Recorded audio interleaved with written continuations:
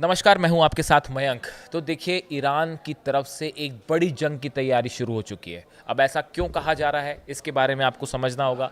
देखिए, snapback sanctions को लेके जो ब्रिटेन, जर्मनी और फ्रांस ने शुरू किए हैं, लगाने की प्रोसेस शुरू कर दी है ईरान के खिलाफ, उसका नतीजा ये है कि इन तीनों देशों से ईरान ने अपने राजदूत वापस बुला लिए हैं, अपने एम्बेसडर्स इन तीनों देशों से वापस बुला लिए हैं।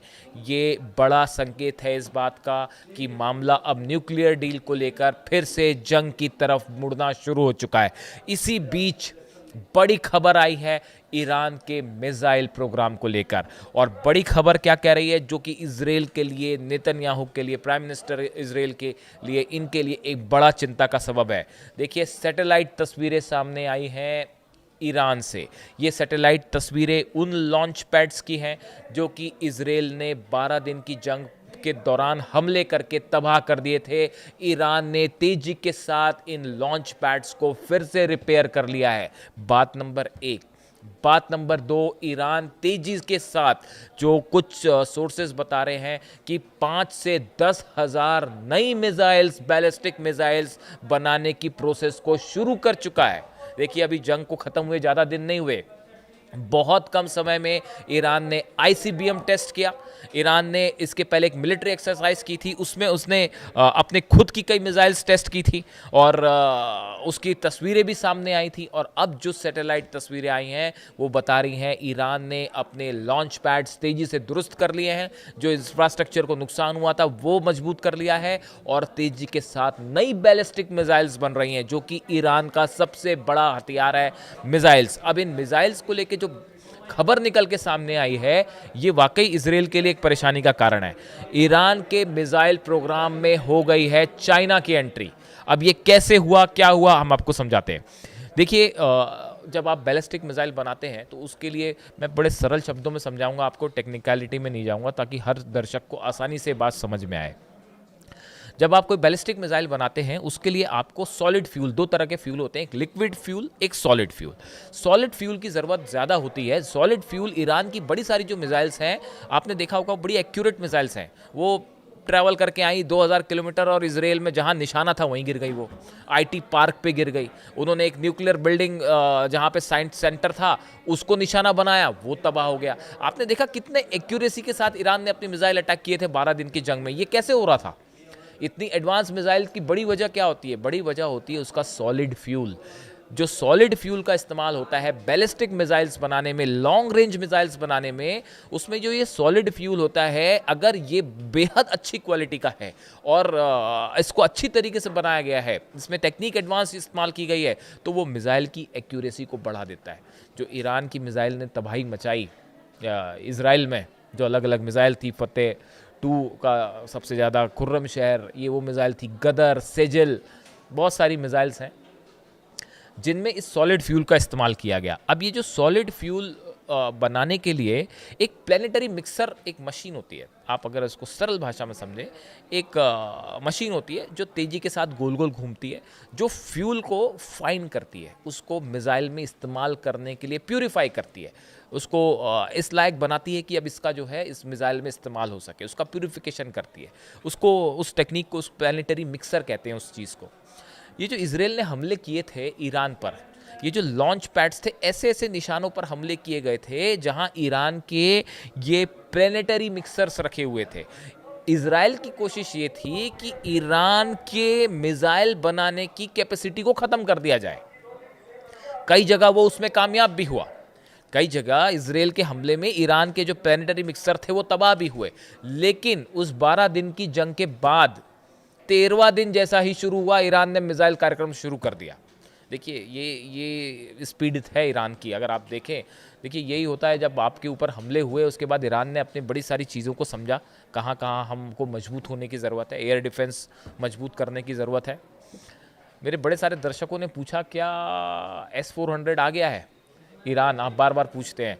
आप पूछते हैं चाइना का डिफेंस सिस्टम आ गया है क्या, चाइना के फाइटर प्लेन आ गए हैं क्या? मैंने इस पर पहले वीडियो बनाया है, मैं फिर से एक बार वीडियो बनाऊंगा और इस बार आपको प्रूफ के साथ, सोर्सेस के साथ हम बात करेंगे। अभी फिलहाल इसी पे रहते हैं। देखिए, जो प्लेनेटरी मिक्सर है, ये कई सारे इजराइल ने तबाह किए। अब ये नए मिक्सर बनाने में टाइम लगता है, लेकिन आप देखें कितने कम समय के अंदर वो आईसीबीएम टेस्ट कर दिया ईरान ने। और वो जो कई सारी इनकी मिसाइल्स जो हैं वो ड्रोन में मुजाहिर 6 है और अबाबिल 5 ड्रोन जो है, इसमें जो मिसाइल यूज़ हुई है, गेम मिसाइल और अलमास मिसाइलें जो यूज़ हुई वो खुद बना डाली अपनी बड़े कम समय में। ये खुद की ईरान की मेड मिसाइल है, ऐसा नहीं कि हर चीज़ बाहर से आ रही है, ईरान अपनी मिसाइल खुद बना रहा है। तो सवाल ये है कि प्लेनेटरी मिक्सर कहाँ से आ रहे हैं। अब ये जो नई खबर निकल के सामने आई है उसमें ये बताया जा रहा है कि चाइना ईरान को ये प्लेनेटरी मिक्सर प्रोवाइड कर रहा है। ये बड़े सारे सोर्सेस हैं, बड़े सारे डिफेंस एक्सपर्ट हैं जो इस तरह की बात कर रहे हैं। इनका कोई ऑफिशियल कंफर्मेशन नहीं होता कि कोई कंट्री कहे कि साहब हाँ हमने इनको ये दे दिया, वो कहे हाँ हमको इनसे ये मिल गया, ऐसा नहीं होता। अब फाइटर जेट्स को लेके कई बार मेरे दर्शकों ने पूछा कि क्या वो J-20 फाइटर जेट जो है, J-10 और J-20, वो चीन के फाइटर जेट ईरान पहुंच गए हैं क्या। मुझे एक बात बताइए, जब वॉर होता है, वॉर में कोई सरप्राइज एलिमेंट नाम की चीज़ होती नहीं होती कि हर देश ऐलान कर दे पहले से कि जी हमारे पास ये चीज़, ऐसा कभी नहीं होता। अगर आप समझें वॉर टैक्टिक्स को समझें, जंग की में एक बड़ा पोर्शन होता है कि आप दुश्मन को सरप्राइज कैसे करें। तो ईरान क्यों ऐलान करेगा इस बात का कि चाइना से जेट मिल गए कि नहीं मिल गए, और चीन क्यों ऐलान करेगा कि हमने जेट दे दिए कि नहीं दे दिए। वो तो आपको समझना होगा। आईसीबीएम की टेक्नोलॉजी इतने कम समय में, आपको ये पता करना पड़ेगा कि एक मिसाइल बनाने में कितना वक्त लगता है।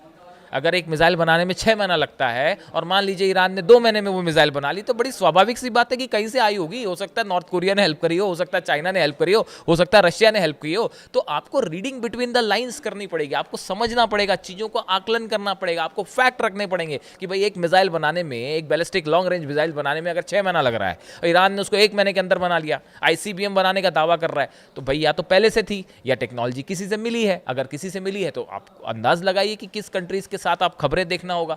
तो इस तरह के स्पेकुलेशन होते हैं, तो कई चीज़ों के दावे नहीं होते, वो आपको समझने की बात होती है और उसका कभी अनाउंसमेंट भी नहीं होता। अब ये कहा जा रहा है कि जो प्लेनेटरी मिक्सर्स हैं ये चाइना की तरफ से ईरान पहुंचने शुरू हो गए हैं, ईरान पहुंचते शुरू हो गए, और जिसके बाद एक बड़े पैमाने पर, बड़े लेवल पर ईरान ने मिसाइल प्रोडक्शन शुरू कर दिया है। इस आस में कि, इस आशंका में भी कि कभी भी न्यूक्लियर प्रोग्राम को लेकर फिर से ईरान पर हमले की कोशिश हो सकती है।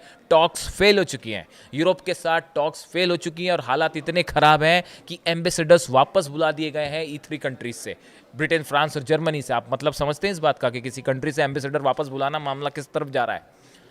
टॉक्स पूरी तरह से खत्म है। ईरान के राष्ट्रपति की तरफ से कहा गया कि अगर हम मिसाइल नहीं बनाएंगे तो इजराइल से रक्षा कैसे करेंगे। फ्री हैंड है ईरान के साइंटिस्ट को मिसाइल प्रोग्राम पे काम करने का। न्यूक्लियर प्रोग्राम को लेकर मैंने पिछले वीडियो में बताया 8 न्यूक्लियर प्लांट्स बनाने की रूस के साथ डील हो चुकी है। इस सिचुएशन में अब जो सैटेलाइट तस्वीरें आई हैं ये बताती हैं ईरान ने लॉन्च पैड्स तैयार कर लिए हैं और ये जो मिक्सर मिसाइल फ्यूल बनाने का जो एजेंडा है पूरा, ये चीन की मदद से तेज़ी से आगे बढ़ रहा है। इस तरह के सोशल मीडिया पे दावे हो रहे हैं। अगले चंद महीनों के अंदर, और महीने भी शायद मैं ज़्यादा कह रहा हूँ, आप देखिए अगले 15 से 20 दिन के अंदर, हमने आपको पहले ही कहा था, मेरा और नीलू का जो वीडियो था हमने उसमें आपको बताया था 12 दिन की जंग के पहले कि अगले 48 घंटे में कुछ भी हो सकता है। और आप देखिए, आप पुराने वीडियो उठा के देख लीजिए, एकदम एक्यूरेट 48 घंटे के अंदर हमला कर दिया था इसराइल ने। हमने हमेशा ये बात कही कि ईरान जो है वो चुप नहीं बैठेगा।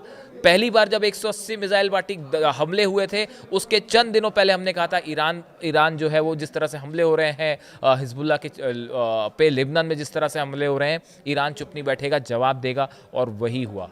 180 से ज़्यादा बैलिस्टिक मिसाइल ईरान ने पिछली बार फायर करी, जो पहली बार जो हमला था। उसके बाद 12 दिनों की जंग में तो झड़ी लग गई। हमारे पे सवाल उठे कई बार कि क्या आप ईरान की मिसाइल्स के बारे में दावा कर रहे हैं। देख लिया ना सबने, दुनिया ने, ईरान की मिसाइल क्या हमला कर सकती है।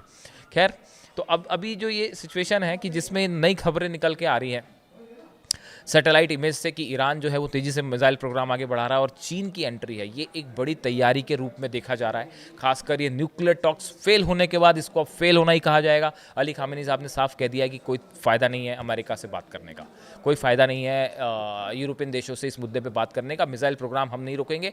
और जो विदेश मंत्री हैं ईरान के अब्बास अराक्ची साहब, उन्होंने इस तीनों देशों से राजदूत जो वापस बुलाए हैं उसके बाद कहा है कि ईरान हर सूरत में अपनी सॉवरेंटी की, अपनी संप्रभुता की, अपनी आज़ादी की रक्षा करेगा। इसके लिए जो करना होगा करेंगे।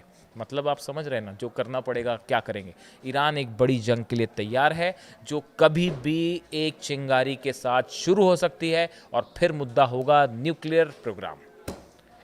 अब ये इंतज़ार है कुछ दिनों का, अब देखना है कितने दिनों में ये जंग शुरू होती है। लेकिन ये बात ज़रूर है कि न्यूक्लियर प्रोग्राम को लेके एक डेड एंड पे मामला पहुंच गया है, जो अली खामेनी साहब कह रहे हैं कि इस पे आगे बढ़ना अब मुश्किल है। इससे जुड़ी जो भी जानकारी होगी आप तक पहुंचाएंगे। Thank you so much.